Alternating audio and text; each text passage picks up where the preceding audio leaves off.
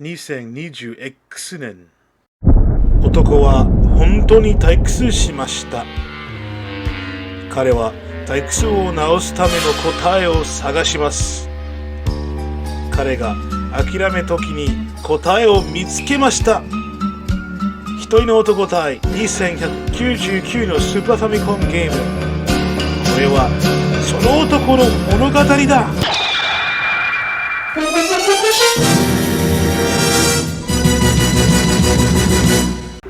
Hey guys, thank you so much for clicking on this video. It's Cream1337 here with another SNES gaming challenge.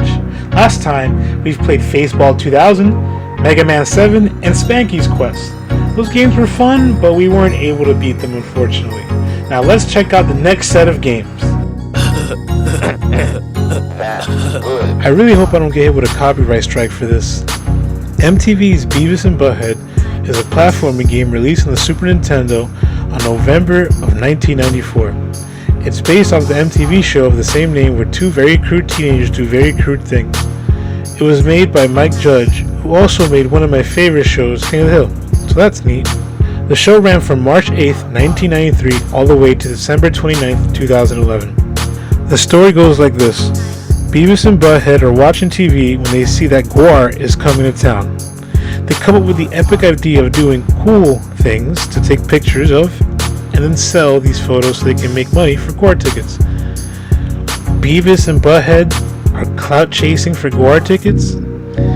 You hate to see it, but I can't blame them because their shows look awesome.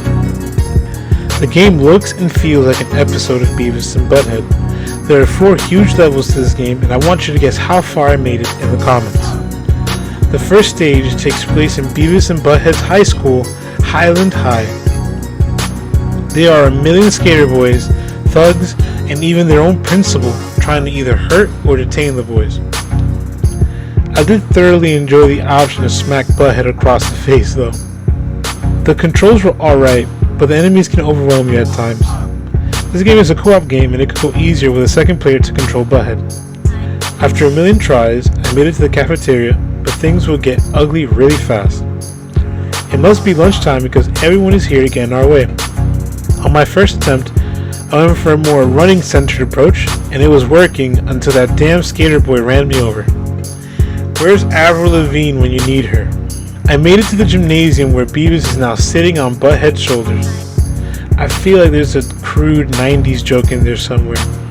The stage became more and more difficult, and that's where I met my end. Also, fun fact, when you lose all your lives, Beavis and Butthead end up in hell, looking worried and confused. That's implying that every time their health bar depletes, they die. That's really edgy. GamePro gave this game 70 out of 100, stating Beavis and Butthead doesn't suck, but it doesn't rule either. This game's strictly a thumb massage, but if saying massage makes you giggle, you're Beavis and Butthead material. I agree with that. I'm going to give MTV's Beavis and Butthead 2 Zelda tokens out of 5. Hook is a side-scrolling hack-and-slash game based on the movie of the same name, developed by Sony ImageSoft and developed by Ukiyo-e Company, and was released on the Super Nintendo in 1994. In this movie tie-in game, you play as Peter Pan and you must fight your way through 11 levels to kick Hook's ass. Now, I haven't seen Steven Spielberg's Hook, but I've seen Once Upon a Time, so I have an idea of how Hook and Peter Pan will behave. The game starts off with some Lost Boys hating on their true king, Peter Pan, only it's not Peter Pan, but it's Peter Pan in disguise. Right before he gets to plead his case, a red-haired hater by the name of Rufio comes out of nowhere and starts to flex his Peter Pan sword. That makes him the Pan, not Peter. Time to take care of this fool. The game itself is very colorful and vibrant. It feels like I'm in Neverland. Something I found interesting was that once you defeat an enemy, they don't die or disappear, but they simply put their hands up and defeat. Really sticking to the child-friendly model, eh, Sony? The controls feel okay, but the jumping leaves more to be desired. I hate having to angle my jump every single time, but hey, no one said being Peter Pan would be easy. Luckily for me, Enemies don't respawn after you walk away for a little bit. Looking at you, Mega Man. After a couple cracks at the first stage, I make it to the boss, the red hater himself, Rufio. I will lose my first attempt because the jumping in this game is atrocious, but I managed to bounce back and get my sword back. Take that, Rufio, you can't mess with the pan.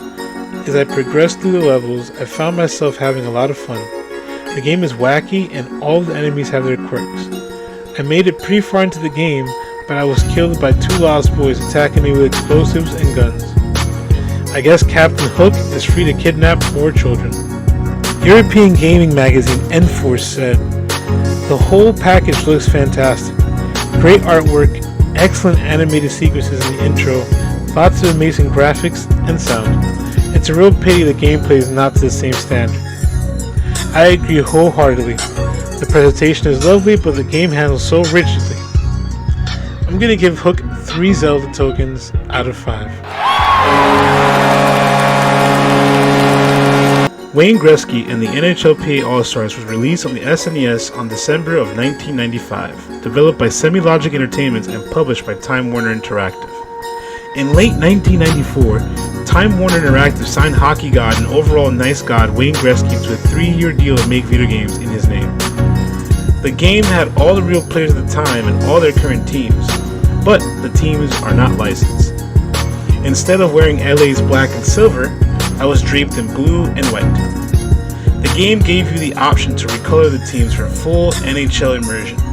You can play as one of the 26 club teams, or you can choose out of the 6 national teams, all with stereotypical music. I really like the presentation of it all. I think it captures the hockey feel. The controls were a little stiff, but I wasn't expecting much from a hockey game on a Super Nintendo. Enough rambling though, let's get to the highlights.